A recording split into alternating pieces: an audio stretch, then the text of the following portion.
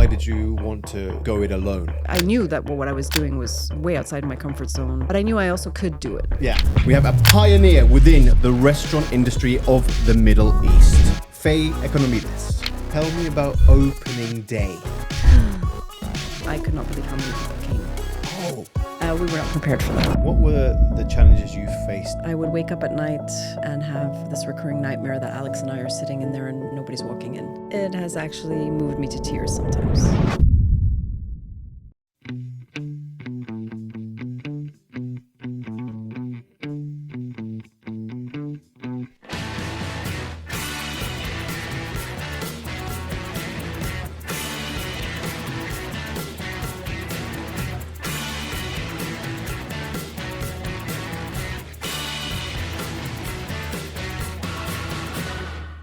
As you know, here on the Chef JKP Podcast, we love to push boundaries and discover the people who have made big impacts within the hospitality industry. The guest on this week's show used to work in the world of venture capital and is now running some of the very best and loved restaurants in the city of Dubai. On the podcast this week, I talked to Fay Economides.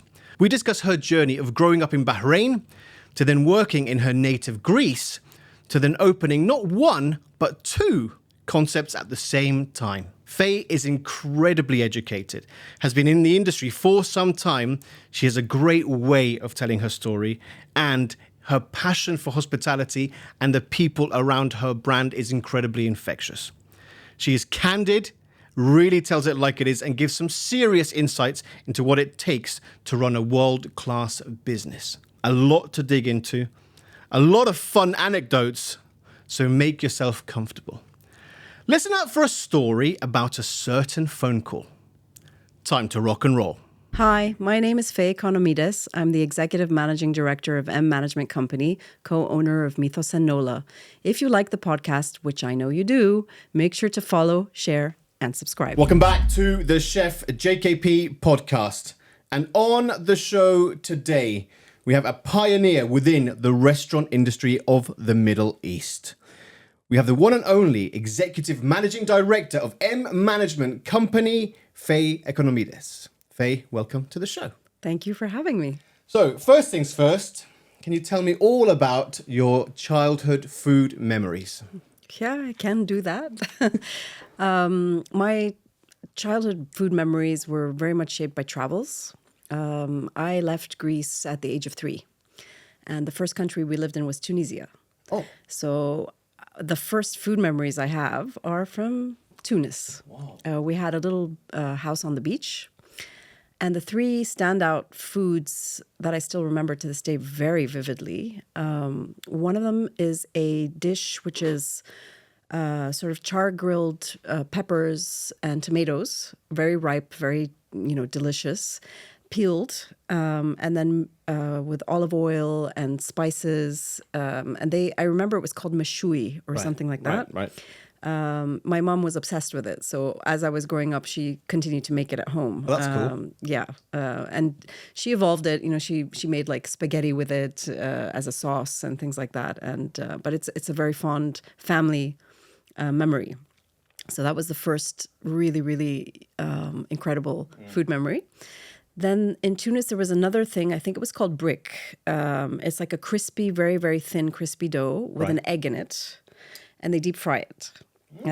So it comes like as a flat sort of pancake thing with the egg inside, and that was a delicious, delicious dish. So it was just like a pancake with egg and anything on the top, like any sort of spices or anything, or just as it is? The dough was crispy. Right. And that, the texture with just a beautifully seasoned egg inside, was all you needed. And how long were you there in Tunisia for? A couple of years. Okay. And then where did you move after that? Bahrain. Oh my goodness. Yeah. So, and how was the food scene there as a kid sort of growing up? Incredible. Yeah? Bahrain was very diverse in terms of nationalities in the 80s, and it still is. So just how you have here, you have a lot of people from different countries living, working. So in my compound where I was living from the age of 5, I remember the Klauses across the street, Swedish family, and we would go over for Swedish tea bread. Wow. So that's another thing that, at the age of 5, you're exposed to different things within homes, right? Which is special because, Mrs. Klaus was making the bread. And then at the end of the street, I don't remember the name of the family, but I remember Leo. He was a Brazilian boy my age. And, we were playing on the street, right? This is the 80s. No phones, no internet, no electronics. Freedom. Just like out there, mom was like, come back at dark. But if you're not, if you were in somebody else's house at dark, the other mom would call, they're here. So we would have dinner at whoever's house we landed at. How cool is that? So at Leo's house, they had this amazing pulled Brazilian beef. I don't know the name of it. We were like eating straight out of the pot. It was kind of like 5 kids from the neighborhood. It was special. See, that's really, I love that. I love that. I love the fact that also you had this incredible community, yes, massive trust, obviously, and you just, rock up each other's houses and it would just be like your extended part of the family, right? Exactly. How cool is that? It was really cool. And there was also a Japanese family living in the compound. Okay. And my mom and the lady were exchanging cooking lessons. So my mom learned how to make sushi. And, the lady learned how to make juvetsi, which is a Greek dish. And all that kind of stuff. It was really, really, it's great memories. Very warm and nostalgic. So tell me, when you were at home then, was it more sort of Greek food or was it actually like a mix of whatever your mum decided to cook at that time? I'd say initially it was majority Greek, but also because people were in and out of the house. So ours was the Greek house. So we'd have to do the Greek food for them, But my mom definitely, even to this day, like she incorporates so much ginger and coriander and, she likes she's all her travels and her living abroad, she's brought it home. So we never know what kind of thing she's going to cook. So look, what I want to ask you, because I don't know, I understand about the Italian food culture with family and so on and so forth. I understand about Spanish culture. Brits, we know, is generally sort of a Sunday roast. But can you tell me about the Greek culture with family and when is the sort of day when everybody gets together? Sunday lunch. Okay. Sunday lunch is a big family get-together. Sometimes at home, sometimes out in a taverna. And in Greece, like sometimes the taverna is either fish and seafood specialized or meat. So you tend to say, if you're cooking at home, you'll make traditional home-cooked Greek meals, mummy food. But if you're going to go out, you'll generally choose either a fish way or a meat way. So the fish would be, all your calamari, octopus, shrimp, taramo salata, salads, veggies, things like that. And then the meat way would be, like a kind of lamb chops, steaks, kebabs, souvlakia, we call them in Greek. And it's either or, but Sunday is the day that, around, and late, 2-3 o'clock, not like. Okay. and when you say late, so it starts at 2 to 3. Yeah. When would it end? Whenever. Don't tell a Greek to put an end time on a meal.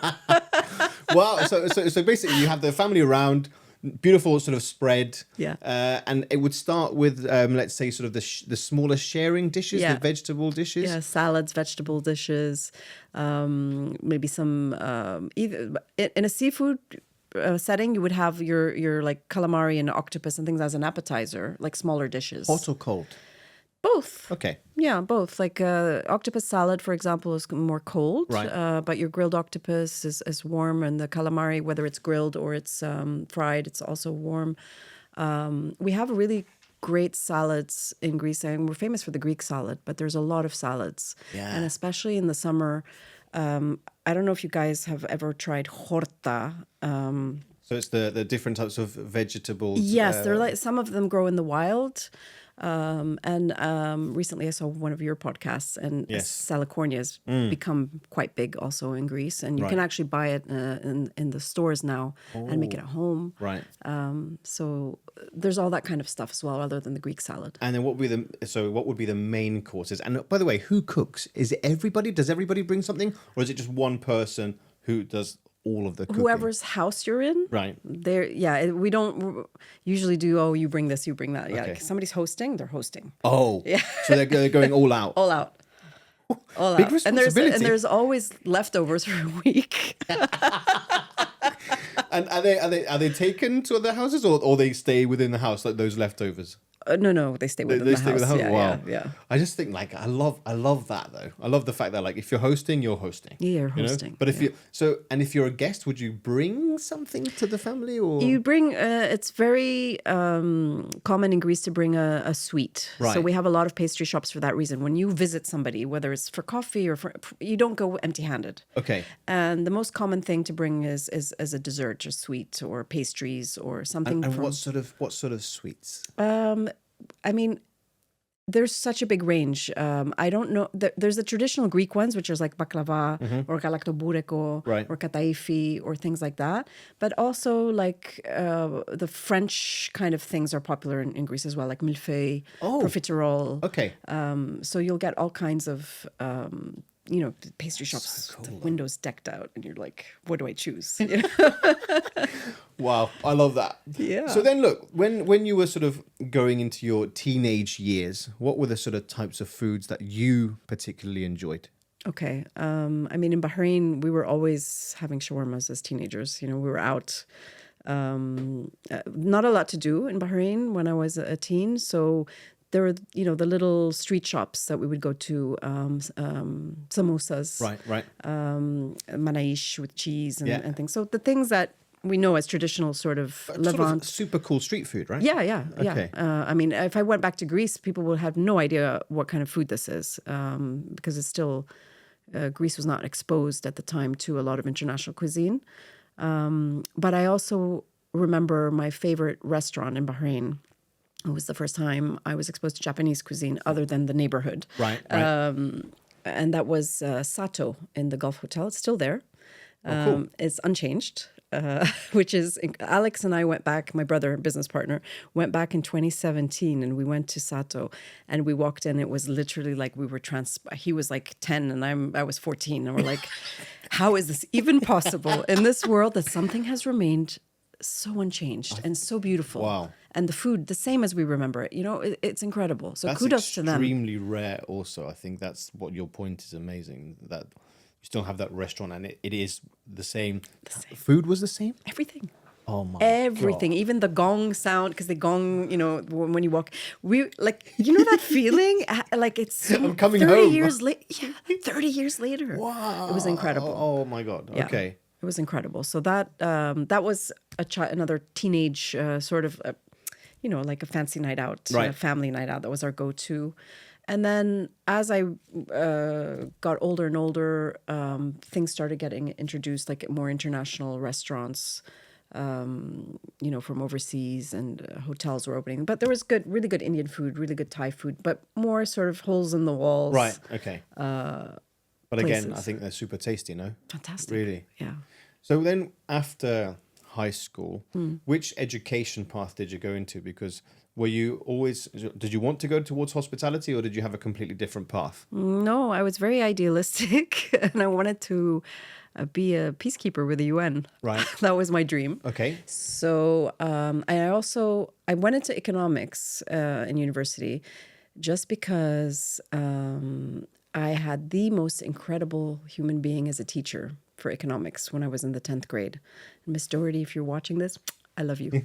She's incredible. All of us are still in touch with her. She's in Oregon now, retired.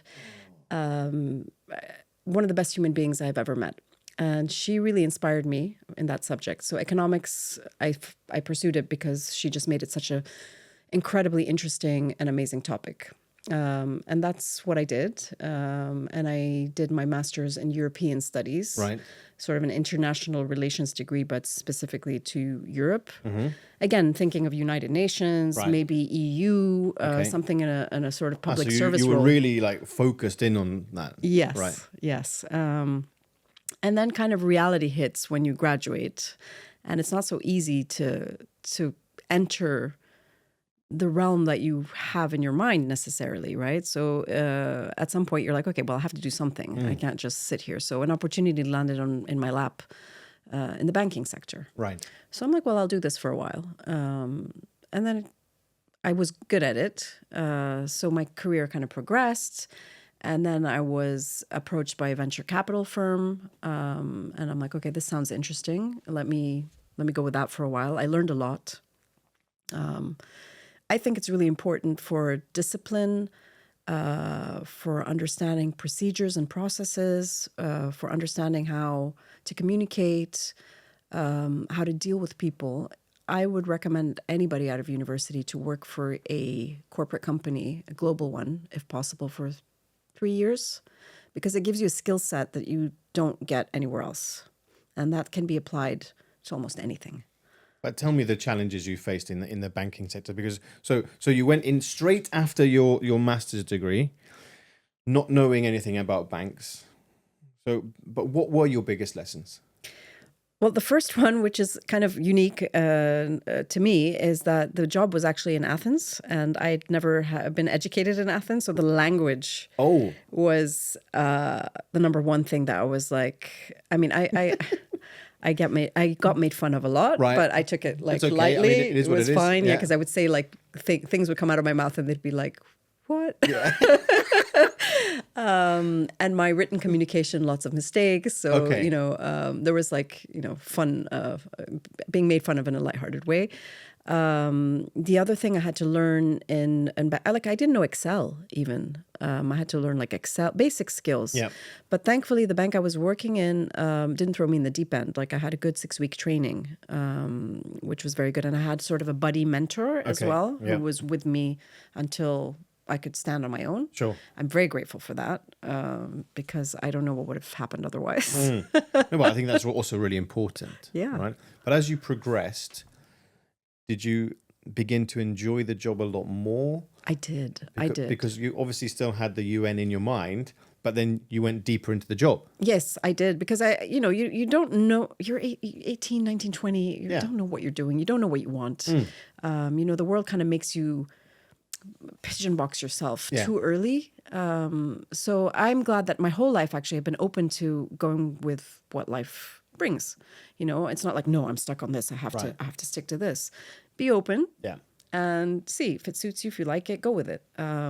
So that's what I did. And what I loved is the people component. Like I was the kind of person that if I could do something on the phone, I wouldn't. If I had to go to the 5th floor to talk to someone, I wouldn't pick up the phone. I'd go to the 5th floor and talk to someone. If we had an internal delivery system where you'd put stuff in an envelope and the guy with the trolley would take it and you just put their name on, never used it. Always went personally to deliver. I liked the interaction with people in the bank. I think that's very powerful also to do that, because you're right. You could have taken the lazy way. But to have that one-on-one connection, at least you build your own internal connections, which is really important, especially in a world like that, I can imagine. Yeah. And that was my favorite part, like talking to people, So I did. And my role specifically, I was working in consumer banking for the network, the consumer banking network, and I reported directly to the director of consumer banking. So I would do all the reports for all these branches. And then once a month, all the branch managers would come into headquarters and there would be this big event. Hoo-ha. Hoo-ha. Yeah. And I had to make sure my reports were flawless, no mistakes, because these were the reports. Pressure. Actually, nobody was even checking them. So, yeah. So hold on. 1 second. So you've got all these sort of big wigs, let's say, big bosses or whatever. They're coming into the bank and they're saying to you, look, make sure that all of the reports are spot on. But your immediate director wasn't checking those reports? No, she was not. She was not checking those reports. Okay. Yeah, so you could have put anything in there. I could have put anything in there. Yeah. No, but I mean, the guys coming in knew their numbers. Right.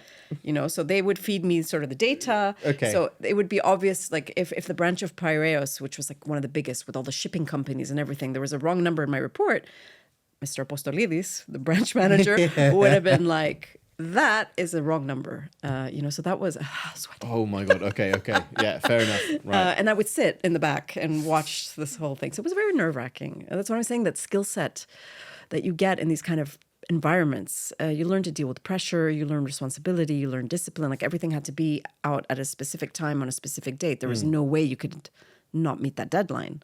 But when you were sat in that sort of boardroom at the back and you were watching what was going on, you must have learned quite a lot, because you were, privileged enough to sort of be in that room and you had to get to know all of these guys. But as you said, having that skill set and also just learning from them how to talk to people, that must have been quite, I think, exciting as a young, sort of, as you said, 19, 20-year-old to do that, no? Yeah, it was exciting. It was nerve-wracking. But like the third, fourth month, I started to relax. When I saw that I wasn't making any tragic mistakes. There were a few typos maybe here or there. Of course, I mean, it's okay. Normal. And I had another sort of part of me that came from my Greekness. I mean, everybody was Greek in there, but maybe it was my Bahrain. I don't know what it came from, but I started doing things like on my own expense and my own time, Right. like setting up flowers in the room. Or they would order stuff, but it would just kind of be thrown in the middle. So I started arranging things in a sort of nice platters and doing things like that. And my boss was cool. like, "That is, thank you," and they all appreciated that. So that's cool. I little things like that made me likable. I mean, I was likable anyway, No. like. But those attention to detail things, made me stand out to them. Really cool. Yeah. So how long were you there for? A year and a half. Then where did you move after that? Venture capital. Oh my God. Okay. So another step up. A step up. It was really, really high level brains in there. That's what I remember, like the intellect and the thinking. And the head of the venture capital was like a Stanford graduate, American raised, really brilliant guy, one of the smartest guys I've ever met. And still in Athens? He's passed away sadly, Right. but yeah. And also, but the job was Athens. Okay. It was my stint in Athens. Right. Yeah, it was an important stint. Yeah. A lot of things happened. And I was a strategic analyst there. That sounds like a big job. Strategic analyst. Which when I signed, I didn't really understand. Like, I still maybe don't understand exactly what it was. Basically, I was next to the CEO's office, me and another girl. Again, that was nice because she was also a mentorship role for me. Okay. They didn't throw me in the deep. Very good. So Zeta we were together and she was, until I could stand on my own feet, she was there. But we had a lot of these companies that were seeking capital, right? So we get a lot of documents coming in and applications, and we would go through them and kind of be the first filter in terms of which ones would go to the investment committee. Whoa. Yeah. That's also a big responsibility. It is. Right? It is. But to be honest, it didn't require a huge financial like there were criteria, like for example some of these things weren't put together very well or very professionally, so that was an automatic negative, okay, done. So there were some sort of easy filtration systems kind of thing. We wouldn't like make the decision, oh, this industry isn't a good industry to invest in. That was not our job. That would go to like the investment committee. Sure. So we would kind of do the first filtering, meaning really get the riffraff out of the pile. Okay. Would you have a lot of riffraff? I'd say about 60%. Oh wow! Yeah. So a lot of people wanted to really push. Yeah. Okay. They would just go for it, which is great. But it needs to be done in the correct way or in the right way. And sadly, we weren't in a situation where we would give them that feedback. They would just be turned down, and nobody would sit with them and say, "Listen, this is what you could do to." Okay. Unfortunately, which would have been a great thing. No. Yeah. And what else did I? Oh, the other thing that I had to do, my responsibility, which was insane to me.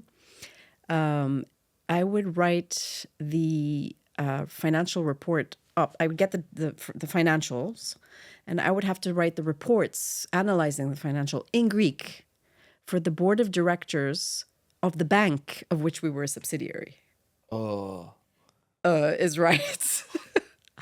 I had so many sleepless nights, and thank God for spell check in Greek and Word.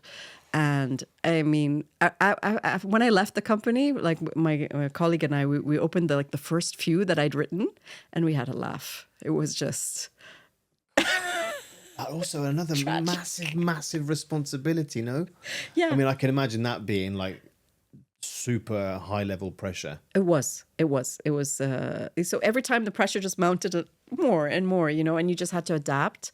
But it taught me to push through fear. Right. It taught me to fake it till you make it. It taught me to ask for help when I needed it. And it taught me how tough I am as well, because I knew that what I was doing was way outside my comfort zone, but I knew I also could do it. Yeah. So it was a really great experience.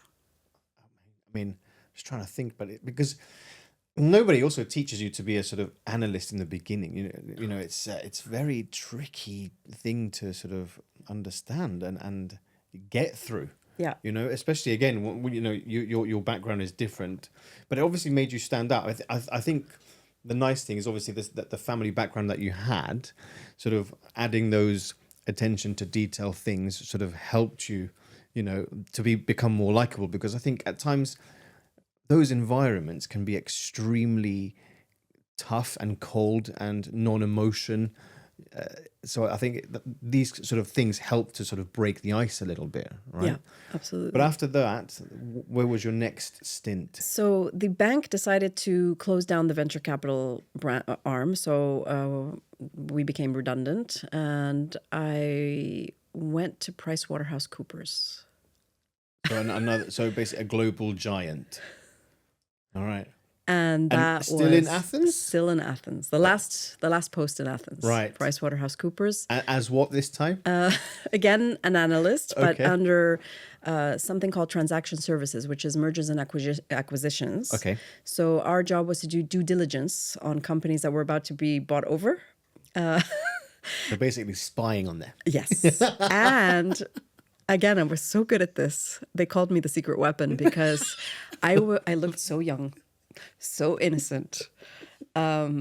Nobody would even really think that I had the skill set to Right. you know, so they'd rest easy, you know, and actually it wasn't just me. We were a few females, girls, in our 20s, you know, who we just looked like a bunch of girls in our 20s, and we'd show up at these finance departments, and, you know, the CFO or whoever would be like, oh, okay, you know, and we were good.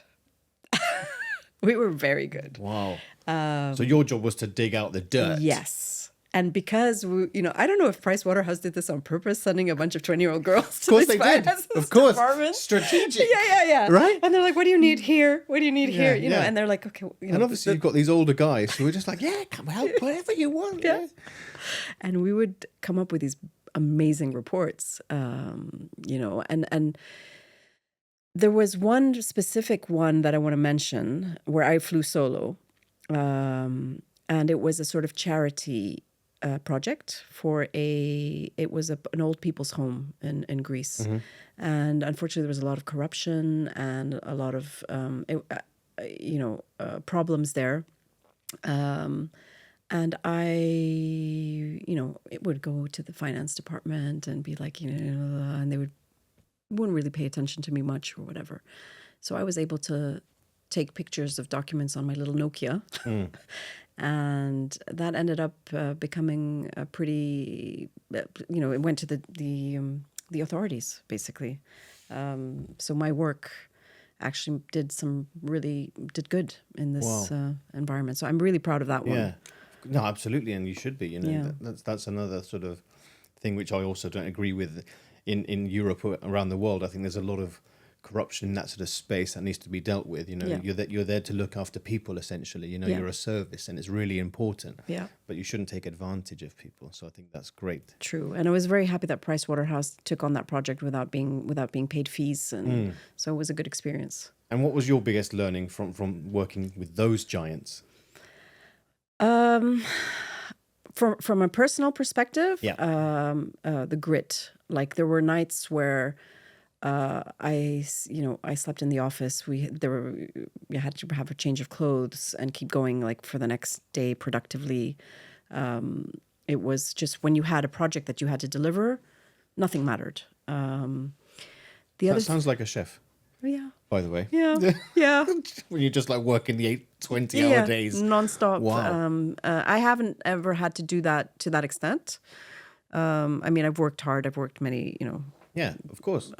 But that whole pressure was incredible. And then I learned from the giants that we would go and visit that everybody has skeletons in their closet. That's what I learned. And it was quite disappointing. But I think also I think it's also a skill to be able to dig up the dirt, so to speak, because you're there to do a job, but also you need to find a way to get in the door to get the specific type of information required, right? Yeah. But not easy. Yeah. Also. Yeah. But like I said, in that period of time, I think people underestimated what we could recognize in the information that they gave us. They were not so diligent or scared or to give us the information, because they were like, these girls aren't going to know what they're looking at. Brilliant. Yeah. Don't underestimate people. Yeah, exactly. So how long were you there for? That's also quite another year and a half again. And then I came to Dubai. Okay. And what did you do in Dubai exactly? So those 7 years in Greece, I was not very happy. Is that because of the job, the environment, or you wanted to travel? I could not really make friends. To this day, my childhood friends are my friends from Bahrain. Oh, cool. And a lot of them live here, so we hang out, and these are my like family. And Greeks are very homogenous, very similar to each other. And I was very different, having been a third culture kid, grown up in other countries. So I found it very hard to connect on a real level. I mean, I had a social life, but I missed that real connection, authentic connection. So I think that was what really... and also I could see from a sort of, as an economist that I studied, I could see that Greece was on a bad path. Mm-hmm. And I thought that if we really sit here and invest our time and resources and try to make something out of ourselves, it's not going to work. So both of those things kind of pushed me. My brother Alex was already here in Dubai. I'd grown up in Bahrain, so I was very comfortable with the Middle East. I had come to Dubai a few times to visit. I knew I had friends here. So it was kind of the obvious choice to come here. And did you want to go into the financial sector straight away? Did you find a job in that respect? That was the plan. But when I came here, I discovered within the first month that I was pregnant with my first child. Oh, wow. And so I'm like, okay, do I really want to get into this corporate wheel in my first pregnancy in another country? And it was a terrible first trimester. So I decided not to do that. And my brother was already in hospitality, and they were doing the Majestic in Dubai. And I was bored at some point. I'm not used to just sitting there doing nothing. So I'm like, can you give me something to do? Anything, honestly. So anything meant looking for fabrics in Satwa for like the hotel bedspreads, or, working with the marketing campaign for the launch and the hiring, procurement, just bits and pieces. Okay. So I'd wake up that morning and be like, what am I doing today? And I would just be given tasks.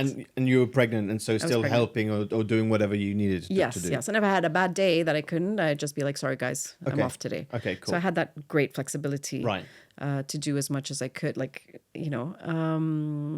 the hotel was launched when my daughter was 4 months old. Okay. So I was heavily involved in the launch event and the pre-openings. Which are like tough. Also, hotel pre-openings are tough. Yeah. Yeah. But it was a golden era, 2006. Right.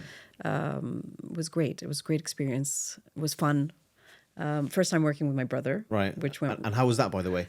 Working with your bro? It actually is fantastic. Because neither of us have a big ego. Okay. Which is the best thing, because, I really think that's the key. That is the key. And we have very open and honest communication.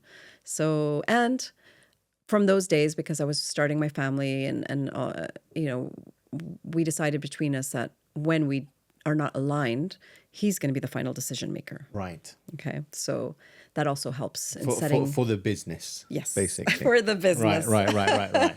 Okay. But did you, so at no point did you find it sort of difficult or challenging to sort of navigate the sibling relationship between the professional relationship? The only thing is that we struggle to not talk about work when we're hanging out outside of work. Okay. So we consciously try to change that, and we're doing better. If we have like a Sunday family lunch, right? We won't. The kids are around, and we might get into it for a little bit, but. So how did your journey within hospitality sort of progress? Because you had this pre-opening, you were also navigating being a mum, so also not, and that's a full-time job in itself. Let's not kid ourselves. That is a hardcore job. Yeah. So then how did you sort of start to carry on? Did you carry on working within hospitality, or did you eventually go to the banking sector? No, I've never went back to the banking sector. Okay. So the PricewaterhouseCoopers was the last sort of finance. I've been in hospitality since 2005. Right. So I mean, I was involved in the hotel and PR and marketing for 10 years. Oh, wow. Of 10, 11 years. And after the first year of operation, there was a space that we really wanted to turn into a Greek restaurant. And it was very challenging to do that because it was really hard to find Greek chefs that were willing to come to Dubai, or those who had the preconceived notion of Dubai as like, coated in gold. So the salaries they were asking for were just something that we couldn't entertain just because they heard Dubai. So lucky for us, I found out that there was a brilliant Greek chef legend, Yannis Baksavanis, who was coming to Teatro for 3 days. And I'm like, okay, let's go book a table. I went with my Bahrain school friends and let's have dinner there. And I'll try to meet him and maybe he can give me a little nugget of advice or something. Right. Because I didn't want to let go of this idea. I was close to it at that stage. I was really getting desperate. So we have dinner. Dinner is absolutely brilliant. I ask if I can meet the chef. He comes out and he's really nice. Not a diva at all. Thank God. Yeah. And I tell him, like, I really want to open a Greek restaurant here. Nobody's doing it really properly, authentically. I'm struggling. I don't know how to approach this. Would you have a conversation with me about maybe, giving me some advice? And he was like, wow, that's a really good idea. And I would love to talk to you more about it. So we met the next day. He wanted to go see the market of ingredients and what's available in produce. So we spent the day just going around and looking at different, suppliers and products and even the Shindaga we went to. Okay. Yeah. So how did he find it? He found it fascinating. Yeah? He was really happy. He was like a kid, touching, smelling. Oh. You know how that is. Yes. Because he's the guy who literally, he goes to the source if he can. And then the next day after that, he's like, let me come to see the site and we have a coffee and a chat. And so he came and he saw it and he liked it. And then he's like, listen, why don't we collaborate? I will make sure that, your kitchen staff is, really great. Consistently, I'll train them. I'll, advise you on your kitchen and all that kind of stuff. And we had good chemistry. Really, really nice guy. He's been famous in Greece for marrying Cretan, like authentic Cretan cuisine, but he's also studied in France with French techniques. Okay. So he really elevated Greek gastronomy in the 90s and became very famous for it. So he's a legend. He's just a really nice guy. Wow. And he champions authentic Greek ingredients, and when he come here, even when he went to Teatro, and when he'd come with a suitcase full of herbs and horta, which are what I was talking about, the greens to cook with. That's really interesting because, but the one thing I wanted to touch upon, Faye, is before we get into the opening of that particular restaurant, I want to ask you, how were you able to sort of do the marketing, and how was the scene of marketing at that time? Because it's extremely different to what it is today. Because was it more sort of about glossy magazines, more shoots? Obviously, Facebook, Instagram wasn't really around. So how did you find that space? So at that time, I mean, it is still true today, but I think even more then, relationship building was super important. So you knew like the editors and the teams, for F&B, and you were glossy magazines. And so I really built a really good relationship with everybody. And I think there was a little bit more stability in terms of people staying in their roles as well. So you Right. could have a relationship with someone that was there for 3-4 years. Okay. I find it tougher now. I think people are switching around a little bit more. Freelancing. Yeah, freelancing, going independent, which is great. I'm not. It's interesting, the evolution. Yes, exactly. That's what I'm and, saying. And we evolve with it. Of course. No, but you have to, right? Yeah, absolutely. That's what I'm saying. I think because marketing is another world that fascinates me, because and especially people who have sort of seen it go from one thing to then evolve into another. That's what I'm saying. How was those relationships must have been really crucial in order for you to build the brand and the business then. Yeah. And those relationships allow you to have frank conversations. Because I think there's like the conversations that are, the typical ones, but then you have a frank conversation and people will share information with you that, is helpful to both in a more essential way. Right. So it's a support system that goes both ways. And I was lucky enough that also if you have a worthy brand that is adding value to community, to society, it's easier to market it. Something that's unique, something that the brand identity resonates with people. So I think that helped us as well, especially with the first Greek restaurant, Elia. People really wanted to hear about it. So it was easier to market it. It's something unique. It's something different. People wanted to know. And also you had to find a way for people to make sure that they were there and they found the place. So after Chef Yanis was like, okay, cool, let's do this. Obviously you had the site ready to rock and roll. How did you find the chef? He did. So Yanis, it was his job to do it. It was his job. That was why it was so amazing, because I wasn't able to find a chef. So the first guy who came over was Yorgos Margaronis, very talented, amazing talent, young, but he was great for starting. Hungry lion. Yeah. A little bit moody, but he was great. He was young. Yeah, in exactly. Dubai. And first time. Yeah. So, okay. But it was really incredible. And that sort of, it felt safe working with Yanis because we knew that we were going to get somebody from his team, quality, consistency, because consistency is, as you know, incredibly important.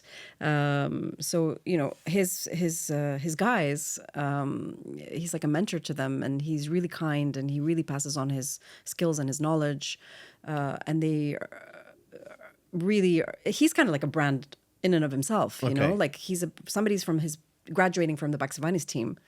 It's important, It's like I'm a Baxivanis. It carries a name. It does carry a name. Yeah. So then, after all of that restaurant in 2015, why did you want to sort of go it alone, and form this amazing company? Well, we saw the appreciation for Greek food, and we also saw the geography of the city. We've been here since 2005.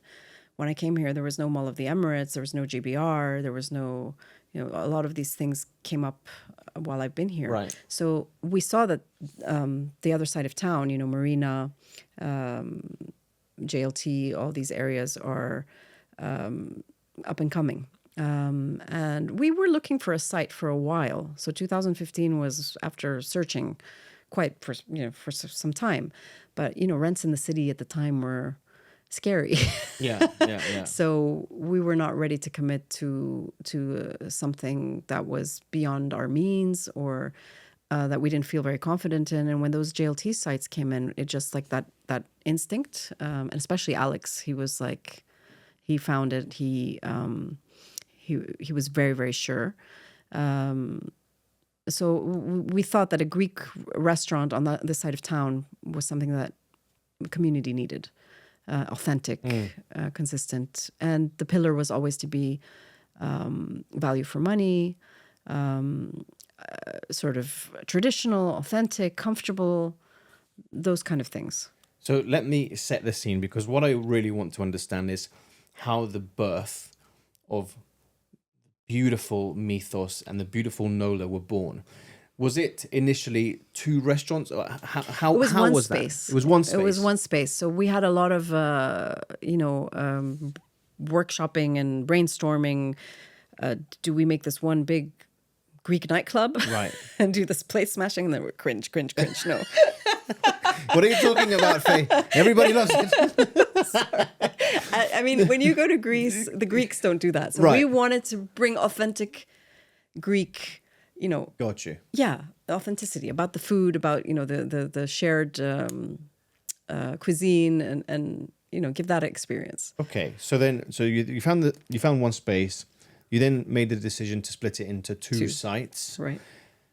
It had to be Greek, authentic Greek first One part of all, of it. right? Yeah. So then Nola. Yeah. And then we knew we wanted to do something that was more of a bar that would sort of be in the competitive set of pubs, but more loved by women. Right. And with an American theme. And that's when I have a childhood friend from Bahrain called Russia, and she had just started her own company called Meraki. And we're one of her first projects to collaborate on doing the concept together. So we gave her like a bit of a brief on what we were thinking, and she came back with a New Orleans idea. And as soon as we heard that, we're like, that's it. Because you have jazz, you have the Cajun and Creole cuisine influences, you have the vintage, everybody, I don't know if I'm not going to say everybody, but I and a lot of my friends, when they think of New Orleans, they go back to the sort of 1920s, 1930s New Orleans, right. When jazz was big and everything was kind of, just happening. Yeah. And we there was a lot of inspiration to draw from, even for the interior design and all those elements. Wow. So we jumped on that. And then Nola means New Orleans, Louisiana. It's what New Orleans is called sometimes, Nola. So the name was easy. I didn't know that. So I learned something new today. Yeah. Okay. That's where Nola comes from. Okay. Yeah. So then, did you have to have also, was it one chef for both sites, or was it 2 chefs for 2 very different cuisines? Yeah, so we decided early on that each one would have its own trade license, its own kitchen, they would be completely independent of each other. From a business perspective, because also if something doesn't go, you shift your sort of liability to one. But I think it's quite smart, yeah. to be honest, to have, owning the 2 restaurants, but both very different markets. Correct. Yeah. Very, very different. Yeah. So we decided to do that, and that meant that we were having twins essentially. Yes. So that's another thing on its own, right? When you do one restaurant and you have to focus on it, it's one thing. When you're doing 2 and you have to, at the same time. You just made me sort of think about that because pre-opening concept restaurants, doing one. Okay, fine. It's got its challenges, but doing 2? Yeah. And you're starting a brand identity from scratch. You're doing everything, the menu, pricing, your beverage menu lists and special imports of Greek wines,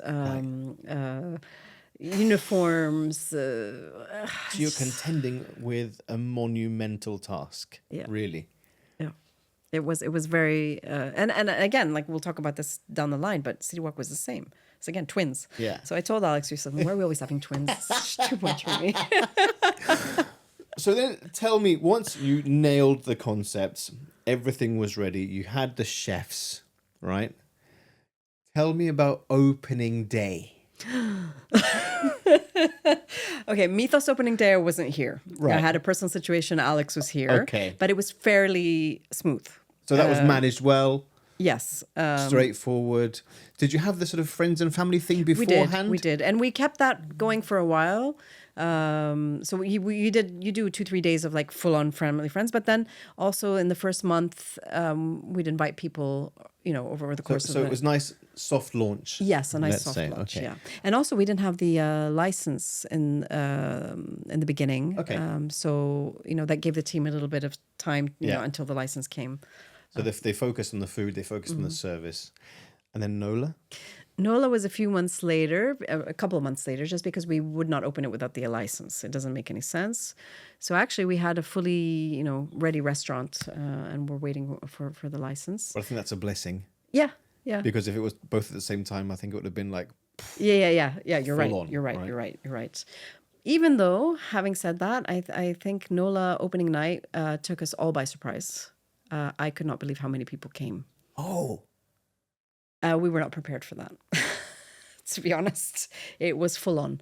And what was it marketed as, a restaurant bar? Not marketed. Not at all? No.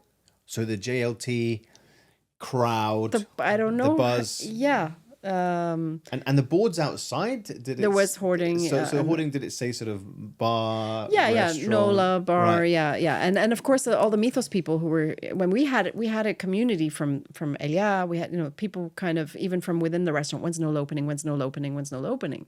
So people would ask, and people, yeah. Wow. And then I think even on the night, people were calling their friends. Where Nola, this new bar in JLT, come. So it was... Tell me about it. So what time did you open? We opened in the evening that day, all right. like 6, 7 p.m., but by 9 o'clock... So the team were like, yeah, it's going to be okay. It's an easy opening. They had a few sort of walk-ins, bookings. When did you realize that it was just like, we've built a monster? I think at around 11 o'clock at night, I was sitting in the middle of the thing. People were waiting for drinks for like 40 minutes. No. Yeah.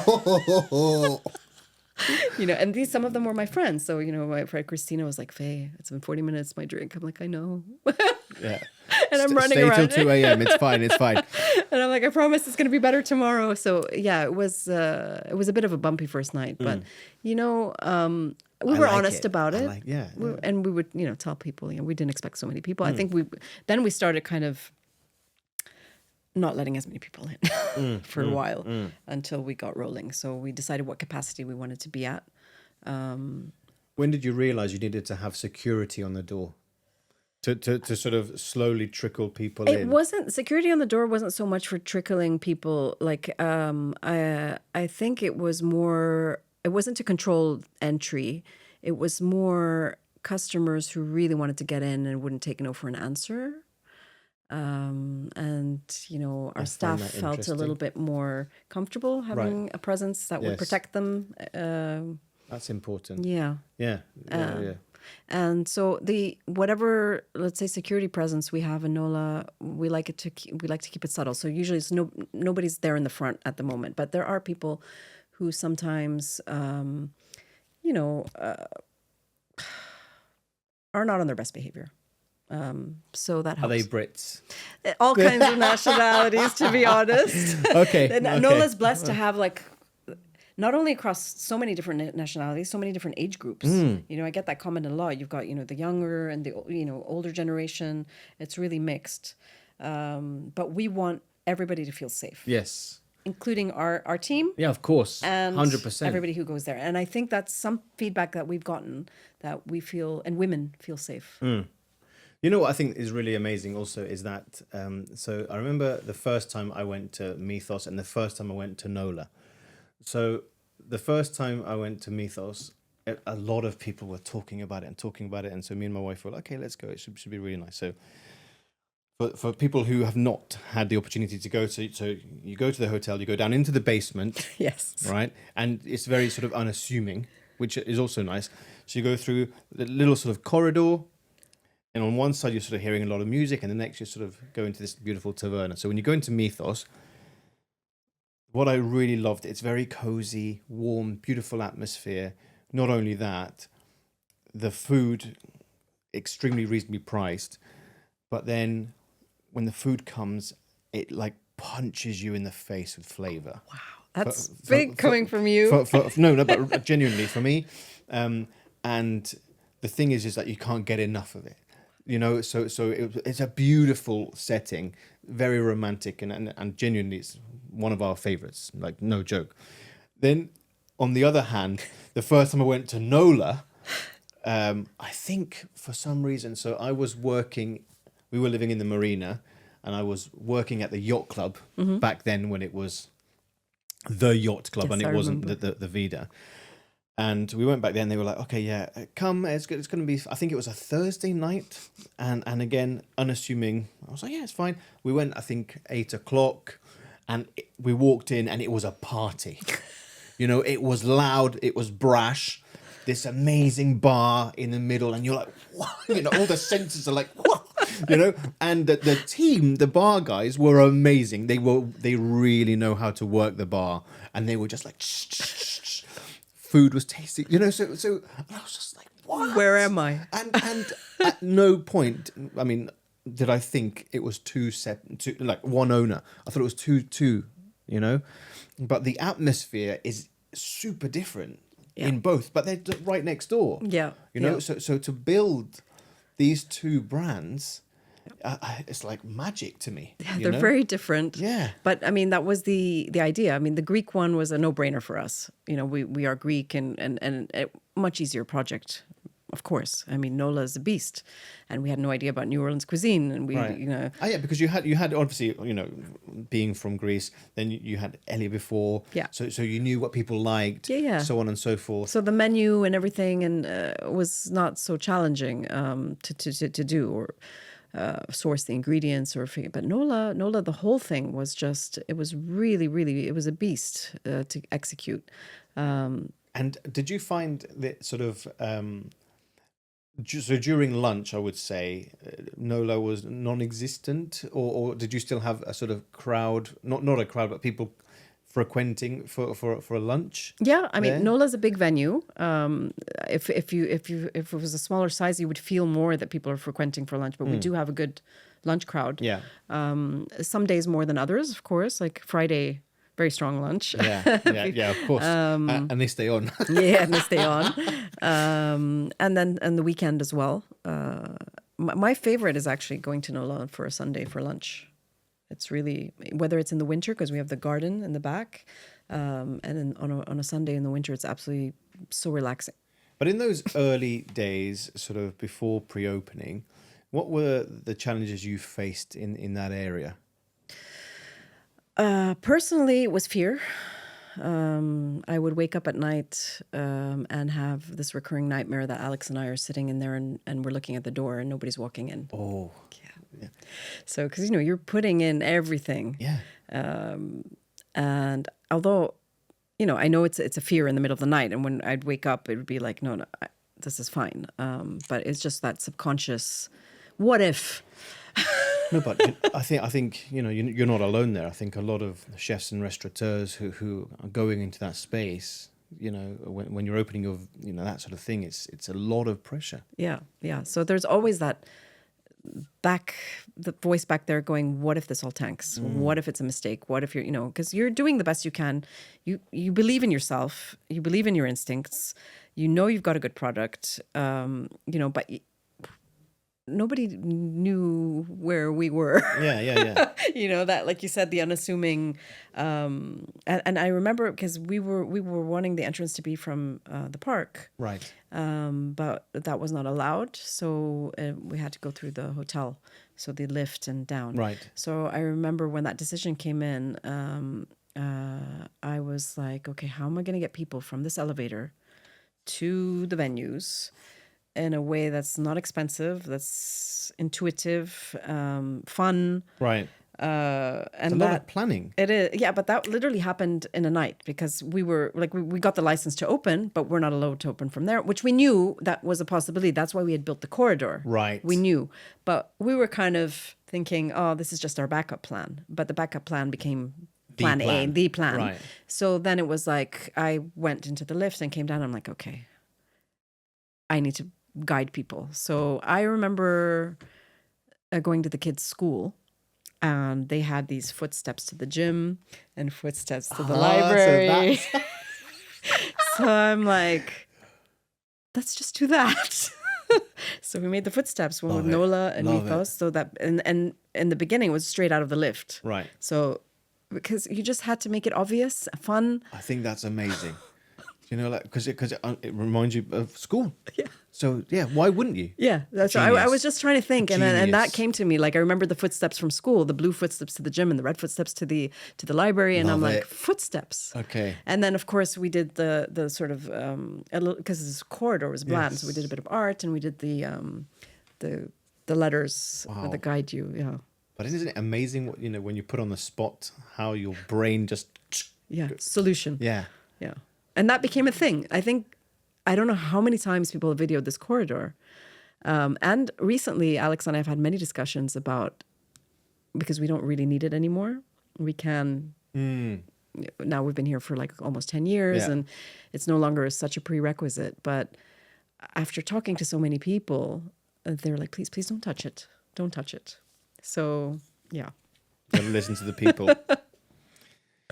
So then, why did you decide after the two brands? Why did you decide to then go into a mall? I think that's a really good question. I don't think we woke up one day and decided let's do a mall. Most of the time we are approached by different people interested in our brands, and we've entertained a lot of conversations around it, and we're very careful, and we're not sort of a company that wants to expand super quickly. We want to do things organically, and we also don't feel like there's going to be any boat that we've missed if we don't, open 10 outlets in the next 2 years or whatever it is. So at the time, Knight-Paccheco approached us as they were doing their mix, and Alex and I both were really attracted to it because it reminded us a bit of the Harrods food hall in the UK. We thought it was something that would be really valuable for the community and fun and different. And so we really believed in the project. So there's a huge food community there. Yeah. And it was all like homegrown. Yeah. So there was a lot of attractive things. And that's kind of how we wanted to be the Greek presence in that mix, because we thought that we would, deliver it well. And when it came to opening, was it easier? Was it difficult? Because also when you're navigating your way through a mall, also these operators or these owners, they also have their own sort of set of rules. Yeah. Right? Yeah. So were they sort of... They wanted to help you? Were they flexible, or was it a bit tricky? No, I mean, there was the people that we were liaising with were quite flexible and helpful. I think it gets more complicated once everybody's open. There's I don't know how many tenants in there, and smooth operation between everybody. Right. But in general, there was nothing crazy. Okay, which is good. Yeah. And it was an easier opening than the previous twins. Yes, I have to say it was. Every opening, of course, because we put a lot, we put our heart and soul into everything. So, I'd be working from there in the first couple of months, and a lot of site visits and procuring the right equipment, because we did put some of our own equipment in there. And it's been very well received. That's the nice part. You do all of this, but at the end of the day, when people come back and say, we love kilikio, we love going there, I love this dish, I order from there, it's great. That's at the end of the day what we wanted to why we wanted to be there. We wanted to represent our cuisine and be appreciated in the way that it's been appreciated by the Palm residents and more. Right. So then, talking of twins, when did you also decide to open again, but this time in the downtown area of Dubai, City Walk? And again, Mythos and Nola.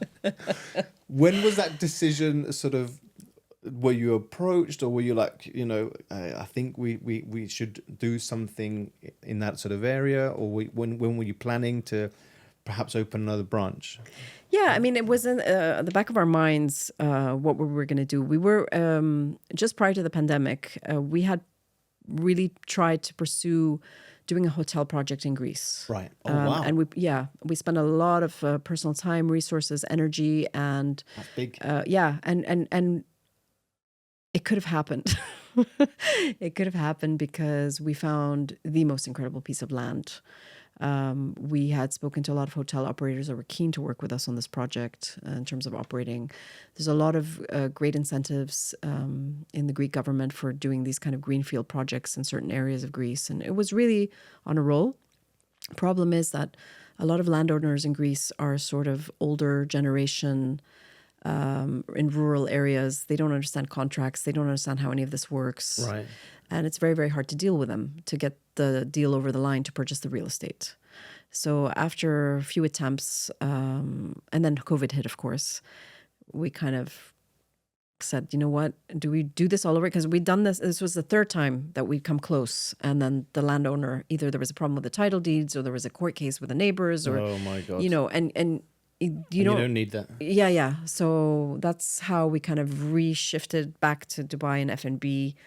Let's maybe do something else. We talked to our team. And like I mentioned, we get approached by, oops, I just hit the microphone. We get approached by a lot of companies with interest in our brands. Right. So when City Walk approached us, I think City Walk is a great asset. It's smack in the middle of the city. It's near the beach, near Dubai Mall. It has parking. It's beautifully laid out. Geographically, it's a no-brainer. And the team, Merrick's team, had a vision that I believed in, and Alex believed in. So we had a lot of meetings with them, and we saw the unit because we saw a lot of units. But when we walked in there, and it was all of us, Eva, Elia, Majid, me, and Alex, we felt it. We're like, this is Mythos. And then there was the other part upstairs. And when we went up there, we were like, and this is Nola. So, wow. Things have to happen organically. Yes. Because I've been shown a lot of units that it's just not a Mythos. It's not a Nola. It could be something else. And we have a lot of we've created a lot of brands that have been on the back burner as well for different units that we've seen over the years. But everything has to kind of organically fit, click and click. And then you're like, okay, this feels right. So we went for it. So again, back to the planning phase.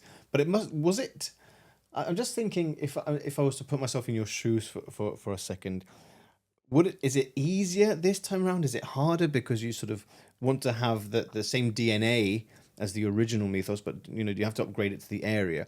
How was the team sort of navigating all of that? Yeah, I mean, we had a lot of meetings just even about the names. Right. Do we differentiate? How much do we differentiate? So we wanted, to keep the brand and then do the descriptor underneath a little bit different to get people to understand the little differentiations between the two. Obviously, designing 2014, and this was like 8 years later, so everything's evolved. Nola, not so much. Maybe Nola's a vintage brand, but what Greek eating is today, in reality, is Mythos. What City Walk is, like a really nice restaurant in Greece, it's evolved. The Greek scene has evolved in terms of restaurants, and the Dubai residents are more familiar with what that means than they were back then. Yes. Because a lot of people are going to Greece from here. It's been discovered. Like almost everybody I know has been to Greece in the last 3 years, at least once here. So that meant that, they know what to expect. So they're expecting something along the lines of that. And they're also expecting the Mythos brand DNA, and they're expecting the food. What did you say? Punch you in the face? Yeah. To do that. So again, it was easier because we did have, we have a track record. But you had the foundation. But we had the foundation. And the team. And the team. Yes, absolutely. Absolutely. We work like a family. We're like a little unit. And that's so important. And the team was keen as well. So we went for it. And it wasn't as challenging to adapt it to today and to the area. Obviously, JLT is a little bit more community, rustic, original. But also super foodie. Yeah, super foodie. I mean, I love JLT in terms of foodie. super foodie, that place. Like how many homegrown brands have come out of there, right? Right. And a lot of female-led brands like May's Tacos and Vietnamese Foodies, Penelope. Cafe Scene, Penelope. Yeah. There's a lot. Yeah, there's a lot. But it's a hub essentially, and you have the residents there from the marina, and from the villas in the back. the villas exactly, and from Jumeirah Lake Towers. But how was it sort of received with the city walk crowd? Did you have more residents, or was it a little bit more tourists because you're bang smack in the center of Dubai? How was it received? It's a mix. I think the City Walk residents were elated.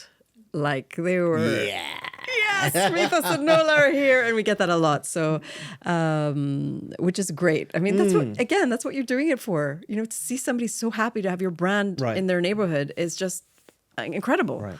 And now it's become a nice little hub. There's more things opening, and the vibe of C2, which is where the square that we're in. People are walking around. There's lots of green. There's beautiful lighting. Even the temperature is kind of cooler in the square than elsewhere in Dubai at night. People. We do get all kinds of people from the wider area as well, because the residents of Jumeirah. Of course. There's not that many licensed in our brand positioning venues around. Right. So we get people from the surrounding area as well. Coca-Cola Arena. Exactly. Concert crowd. But exactly. I mean, you get a lot of concert crowd, I can imagine. A lot. They're always there before or after or whatever. So it's crazy nights when there's an event. But it's cool, no? Yeah, Also, it's fantastic. For business, I think it's amazing. Yeah, and we get people from the 2 hotels, La Ville and Rove, as well. But generally, again, it's mostly residents that are coming to us. We have a few famous clients too. I'm sure. But look, the one thing I sort of wanted to touch upon, which I think I've not heard of within this sort of region, not really. I want to talk about staff retention. Mm-hmm. Now, your chef, how long has he been with you? 14 years. 14 years. Yeah. With a small gap of 1 year. Well, but still, the reason why I want to ask, how do you keep them, is because in a market such as what we have here in the region, it's very easy for them to go next door for an additional $100 extra, so on and so forth. But especially to keep the senior level stuff, your chef, as you said, has been with you for 14 years. That is exceptional. It's extraordinary. So yourself as a restaurateur, as a business owner, how do you do that? What's the secret? I mean, I don't see Elias as just our chef. I have such fond memories of when he, landed here. He was so young. He came to Elia. He was one of the Baksavanis team members. Incredibly talented. You could see that right away. Such a kind human being. And really takes pride in everything that he does, and ownership, and drives, and an incredible leader himself. Like, his leadership is really inspiring. How everybody looks up to him and his team, and how well he trains everybody. So, I mean, it's been 14 years where we have grown together. Both him and his wife, Eva, who's our director of operations, integral part of our brands. This journey has been a shared journey. So we really are like a family, and we take decisions together. We would never do something that they're uncomfortable with in terms of deciding in terms of expansion, or so it's that kind of relationship. When you have that kind of relationship, it's valued both ways. It's something special. Because I don't think it is. I agree with you. I think it is something special.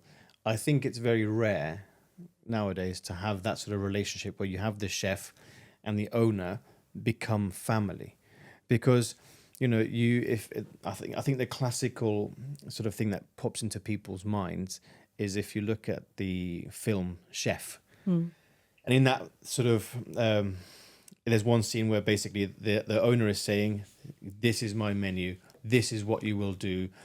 I paid for everything. That's the way it's going to be. I'm hiring you." Way to fail.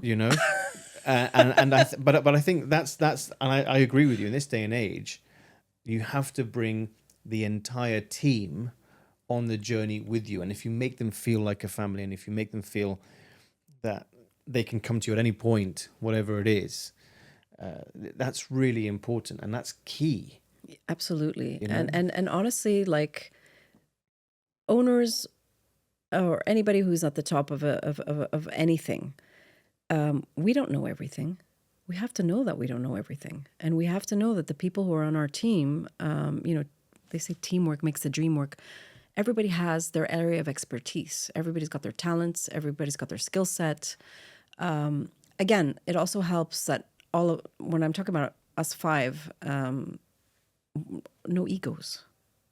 It's really important, I've realized. We can admit mistakes, and we can, all of us, myself included, or if I don't know something, I'm not going to say, no, I don't know, guys. Does anybody know about this? Can we find out? No, be authentic, right, in terms of what you know, what you don't know, what you can do, what you can't do. Because just assuming that you know the best and this is the plan and you've got to, it doesn't work. I want to ask you, Faye, you're part of the UAE, you're on the board. Advisor. You're an advisor, sorry, to the UAE Restaurants Group. Do they, and the people that you speak to within that realm, do they operate in the same way, as in try to bring their team along? Is it different? How are they trying to make a difference within the hospitality industry here? Yeah, judging from the interactions that I've had, it's a really team spirit framework. So all the conversations are really open, and everybody is valued what they bring to the table and what they have to say. So you can see that from the way that the leaders interact with you on that level, it's very hard to imagine that they would interact otherwise within their organizations or their structures. Right. I feel over time, because, you're working with a group of people that you don't know that well in the beginning. So very formal. I was very formal, in the beginning, kind of very careful about what I said and filtering myself all the time. Back to venture capitalists. Back to going, okay, this is the UARG and then these people, but you can still do all of that. And just getting to know people in the framework better, right, you're able to speak more comfortably. And we have a nice level of communication. It's a great tool for the industry, work in progress. A lot of people, everybody's doing whatever they're doing voluntarily. So we've all got companies to run, families to, right, and we're investing our time and energy for the betterment of the industry. So that's something that has to be said. Yeah. And I know that great things are going to come out of it. Yeah, absolutely. Yeah. Because also, how can it not, when we have so many restaurants here?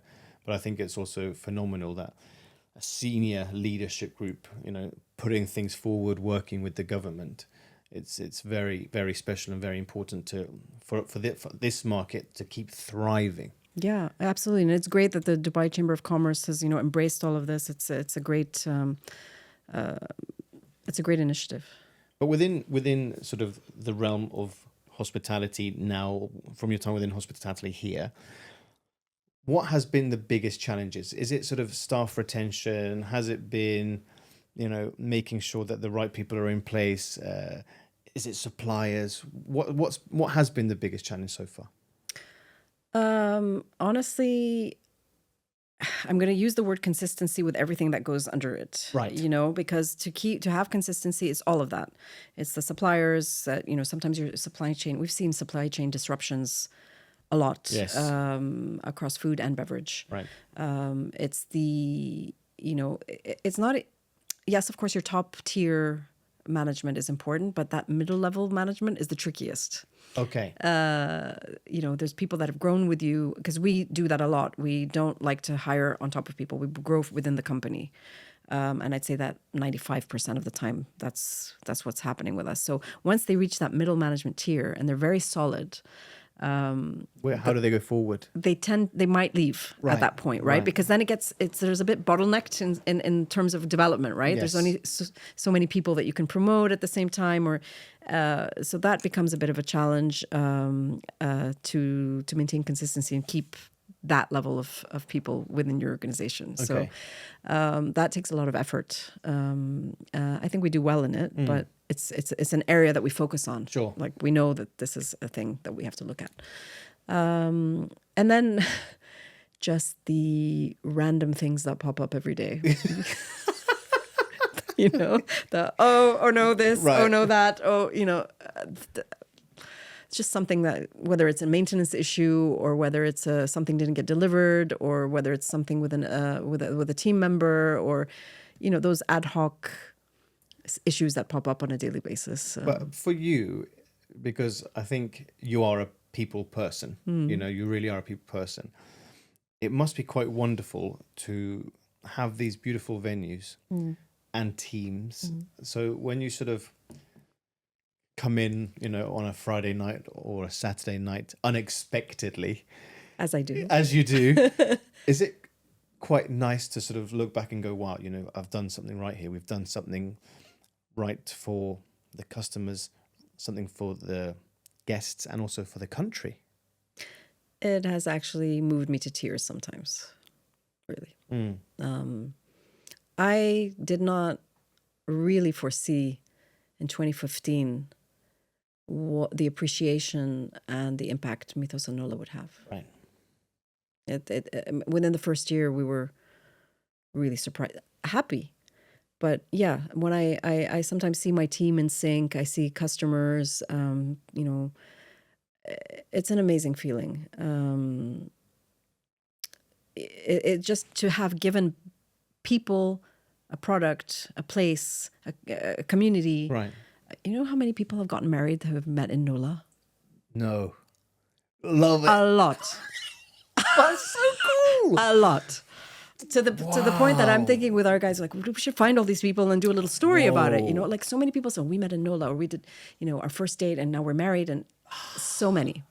So, you're like, you feel part of it. But I think at the end of the day, also, that's what restaurants are all about, is bringing people together. And it doesn't matter if you're strangers or best friends or family, you bring people together. And that bar, the middle bar thing where you're sitting and you see people opposite, and the eye contact and the, Was that on purpose when you designed it? I mean, we didn't think of that particular detail, but we did want to have like, that middle bar where everybody could just sit around and enjoy it. But then you sit there and you're like, oh, I see you. You know what I really like about the bar as well, from an ops perspective? Most bars are on the end, it's just nice and long like this, but that bar is circular 360, so you can literally just walk around. So the guys can service it wherever. Yeah. And as a guest, as you said, you can either sit down or you can. So I think it's genius. But that's what I'm saying. Like in the beginning, did you have it just as a showpiece? Did you know it would work like that? We wanted it aesthetically, yes, first of all, and second because of the culture that it would create. Like putting that size of a bar smack in the middle of your venue. It's a statement. It's a statement, and make it beautiful and make it vintage, and that's why we wanted to keep that in City Walk as well, because that is Nola. Well, you have to keep the DNA. Right? Exactly. But the other thing that I think is also quite wonderful and well-deserved, Mythos has been recognised in top 50 best discovery. Yeah. And, this is really incredible. Congratulations to yourself and the entire team, first of all. How was that when you found out? Screaming up and down, jumping up and down, screaming, oh my goodness, we were so proud. I mean, okay, when these things come, it's a bonus. Of course. It's not what we live or breathe. Sure. We know that when we see our regulars and smiles and bums in seats, and that's what it's all about, right? But obviously, it's incredible when you get information like that. We were absolutely ecstatic and very honored to be recognized, because it was also the JLT one, which has been around for like 8-9 years. So. And that's the thing, is that, you've had numerous awards throughout the years. And I don't want to discount those. That they mean a lot, but this one in particular, because this puts you on a global stage. Platform. Yeah, that's very true. Yeah. I think people should not take that for granted, because it really showcases the dedication and the hard work that the entire team have put towards what you do. But at the same time, it means that you have these global eyes on you. Yes. And I think that's what the beautiful thing about Dubai is, that it's become such a global destination, number one. But secondly, it's become a almost global gastronomic destination. Absolutely. I mean, the evolution of Dubai gastronomy, phenomenal. Such a joy to witness, be part of. It's the homegrown scene, especially is warms my heart. Seeing people who came to the city, they started off maybe in a different kind of role within the industry or outside of the industry. All of these people took risks and invested themselves and their passion, and it cannot be discounted. Like, I know the feeling, so I applaud each and every one of them. I mean, I am also a big fan of like the big groups. Don't get me wrong. I frequent, the brands that have come from overseas and everything. But just, it is a little special to watch people, the champions, the chefs, and the little owners that have just either the little shops in JLT that have started and branched out, or all of the homegrown brands are incredible. Is that what you feel the predictions will be for the future? You think there's going to be more sort of homegrown or more international? How do you think about that? I think it'll be mixed. And I think the city needs that.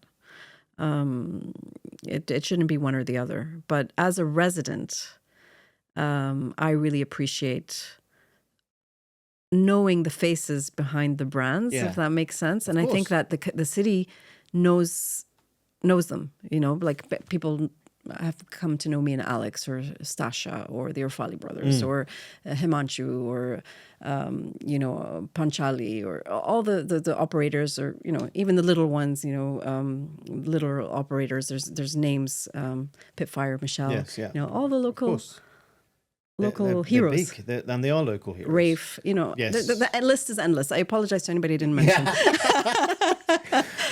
And then for M Management Company, you have these 5 superstars, superstar brands. What are the plans? Would you, because you're saying about homegrown heroes, which you are part of those homegrown heroes, and you are part of that incredible story. Now, you have seen a lot of homegrown heroes right here in Dubai go international. Mm-hmm. Is that something that you would perhaps be willing to do if you were approached, or are you being approached? We have been approached over the last few years. We have traveled internationally to look at sites. We have looked at things, came close to one just before the pandemic. I don't know is the answer. It's something that we are mulling over and pondering, and it may happen. Again, things for us happen organically. Like the right thing, the right pieces of the puzzle fall into place, and it makes sense. It clicks. Let's do it. So we always entertain, the opportunity. We'll look at it and take it seriously and meet about it and talk about it. And it's just a question of whether that particular place, time is right. So, well, watch this space. So now we've come to the quick fire. Okay. All right. So I want you to settle in. Okay. Because I've got a few good ones for you. Oh my goodness. We'll take a sip of coffee.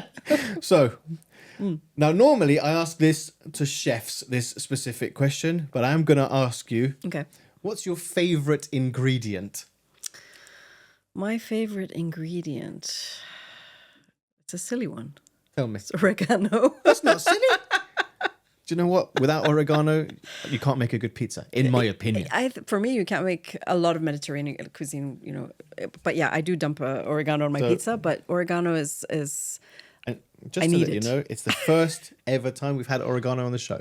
There you go. Just so you know. Now, the next 2 questions, please don't hate me. Okay. Greece or New Orleans? In terms of what? Holiday.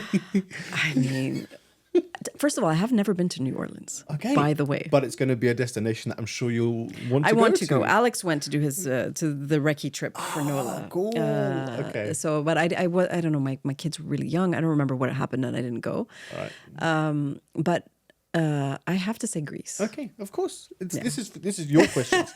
So then, jambalaya or tara masalata? Tara masalata. I'm Greek. I don't know. Yeah, your tara masalata also. Like I love it. Oh my god. And you picked a dish that's like a soft spot for me. Like I love tara masalata. But okay, I'm gonna get off topic. I'm sorry, everyone. Tara masalata also, I think, is one of those things like people underestimate how you make hummus. Yeah. Right? And I think people also underestimate how you make tara masalata. And the quality of the ingredients matter hugely. Like the actual tarama that you use. Right. Yeah. So yeah. Yeah. Okay. I'm sorry, I had to be chefy there for a minute. No worries. Shawarma or souvlaki? Both. Oh, because I grew up in Bahrain on shawarmas, so I cannot choose between those two. Impossible. In this moment in time, what are your top 3 cuisines that you love to eat? Okay. Number 1, always for me, always is Thai. Thai? Nice. Yes. It's my favorite cuisine. I'm really surprised to hear you say that. Yeah. Because I thought like you would have sort of steered away from spice and heat. No. But I love the fact that I you love spicy Okay. stuff. Yeah. And I think I ate so much of it when I was pregnant with my son. He puts chili on everything. I'm like, dude, relax. All right. So Thai, number 1. Thai, Japanese. Oh, good one. Which is, of course. The third one's tricky. I'm not including Greek in this because obviously it's. Okay. I'm gonna go for Spanish. Okay, nice choice. Yes, nice choice. So then, who would you say are your top 3 culinary heroes? And they don't necessarily need to be chefs. My grandmother's number 1 because. Greek grannies. I grew up eating their food, watching them, cooking with them. Amazing. Baking. I will never meet their standards. I will never reach their perfection. Like, incredible. Whether it's tsureki, which is the Greek Easter bread that they'd make homemade, or the cookies that they'd make, yemista, which is the stuffed tomatoes with meat and rice. Their pie. My grandmother, my maternal grandmother, her pies, like the cheese pie, the spinach pie, her rice pudding. Wow. Yeah. Absolutely. Amazing. Number 1 in my book. Amazing. They're my icons in terms of food. Love that. Yeah. So grandmother's number 1. Okay. Number Second 2. one, it's funny, but the lady that lived next to us, the Japanese lady, she would wake up at 4 a.m. to make breakfast for her family, like a full-on Japanese, handmade, homemade. I have never experienced anything like that before. Like, we went once, so because her husband would work at 6 a.m. Okay. So she would wake up at 4 and do the full ritual and the tea and everything for the family. Everything for the family. So, and she would do this every single day with different things. So that, I guess it's also the impact it made on me at being like 8-9 years old, seeing somebody so religiously prepare food and put so much of themselves into it with love for their family. That's amazing. That left a mark on me. Yeah. Third, I can't think of a third. All right, to be honest. We can leave it at that. Yeah. So, from your time within hospitality, I'm sure you've seen your fair number of incidents. Things happen within the restaurant. As we know, things happen in restaurants, things happen in kitchens. But for you, what has been the funniest ever kitchen incident or restaurant incident that you've seen or been involved in? Am I turning red? You left the best for Not last. yet.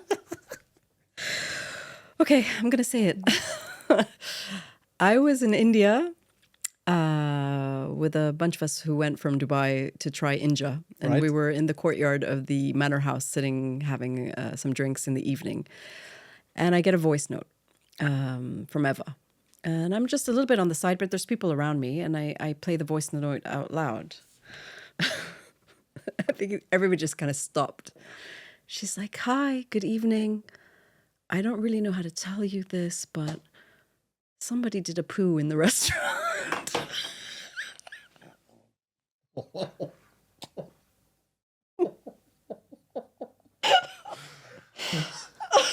Whoa. You weren't expecting that, were you? No, I wasn't expecting that. And just for clarification, which restaurant? New Nola City Walk opened a month. No. Green velvet sofa. No.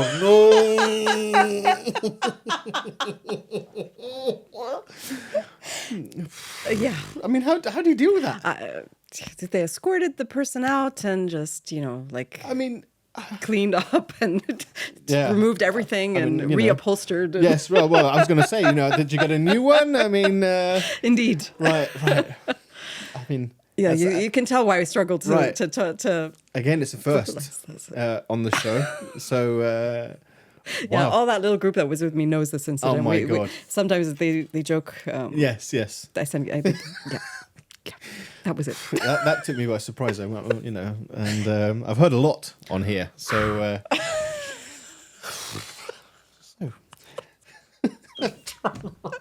Get serious, all James. All right. So, okay, I'm back in the zone. No, you're not. Why would you do that? Come on, guys. I don't think they meant to do it. When I was one of my first jobs, first jobs, I just needed to get some quick money, so I trained as a lifeguard.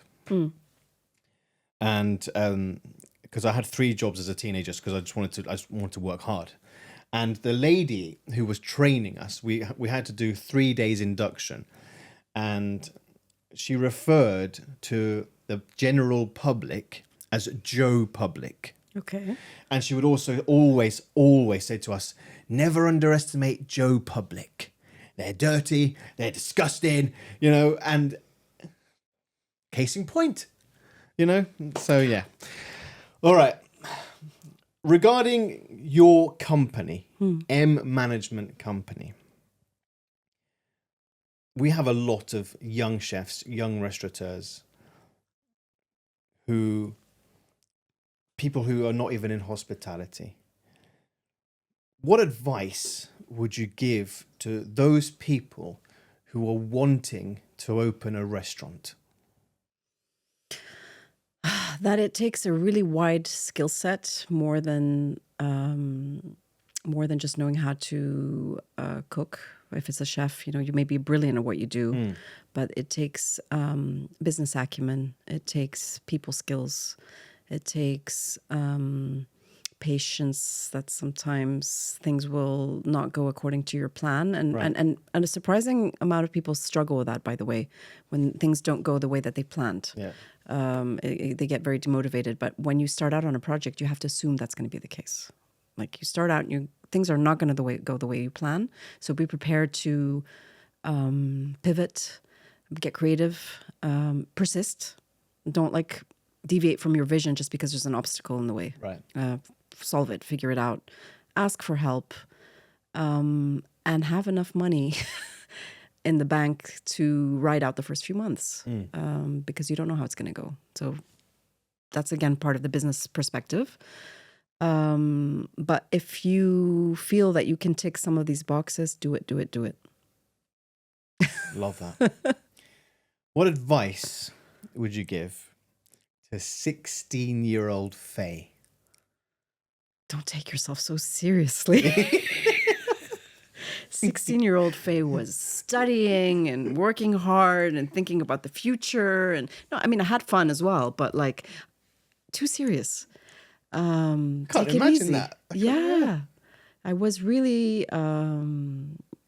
thinking too hard about where things were going to go, how things, and worrying about it. And, in your 40s, you're like, been there, done that. Yeah. It's cool. Whatever. Yeah. I got it. I've got Yeah. it. Whatever it's going to be, I've got it. Yeah.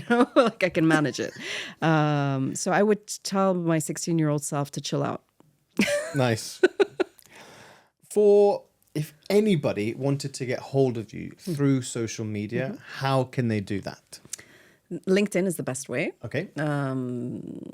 I have a wider network on LinkedIn. My Instagram is still private. And I kind of have a sort of rule that if I've seen you face to face once or we've had a conversation on the phone, I'll connect. But I try not, I don't have one of those public profiles with a tick and yeah.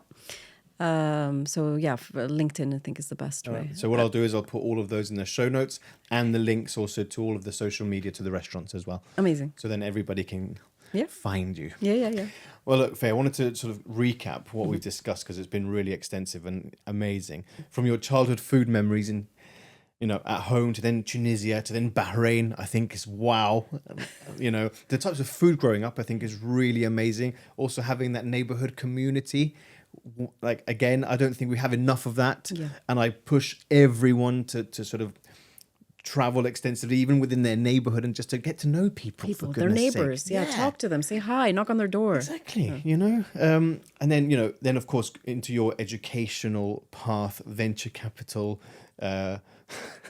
PricewaterhouseCoopers, again, and then the first time coming to Dubai, really focusing, you're having your children here, to then, pre-opening of hotels, which is not easy at all, and then you're pregnant, and of course, working with your brother, which is amazing, to then the birth of the company in 2015, opening the twins for the first time, Mythos and beautiful Nola, to then, different challenges in the early days, being busy, all these sorts of things, and, going into the mall, city walk again, and having that staff retention piece, which I think is really, really key.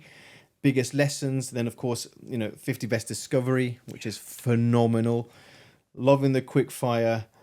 I even have to say I love the funny incident. I mean, again, I'm scarred for life. To all of the advice that you've given us, Faye, on behalf of the Chef JKP podcast and the entire community, thank you very much, first of all, for taking the time out of your busy schedule to be here. Secondly, please keep doing what you're doing, what the team is doing, pushing forward, inspiring us. What you do and what you stand for is amazing. So honestly, thank you very, very much. And I cannot wait to see what you guys are going to do next. I can't thank you enough for having me on today and for your kind words and for your support and everybody's support in the city, the industry.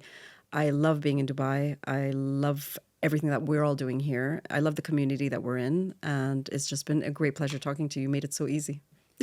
Thank you. What an inspirational conversation. Can you just imagine coming from the world of banking and venture capitalist powerhouses to then going into the world of hospitality? Not only that, opening two different concepts at the same time, such a huge challenge. And don't forget, the dining landscape was very different 10 years ago.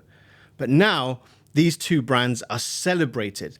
These restaurants, Nola and Mythos, are always super busy, which is a testament to Faye and the team. I took away a lot of lessons from this conversation, specifically about business and how to overcome challenges. And by the way, I'm still in shock from that story about the lady who, let's say, had an unfortunate accident. Thank you so much, Faye, for being so open and honest with us. And thanks for taking the time out of your very busy schedule to come into the studio. It was a real honor to be able to sit down and have this interview.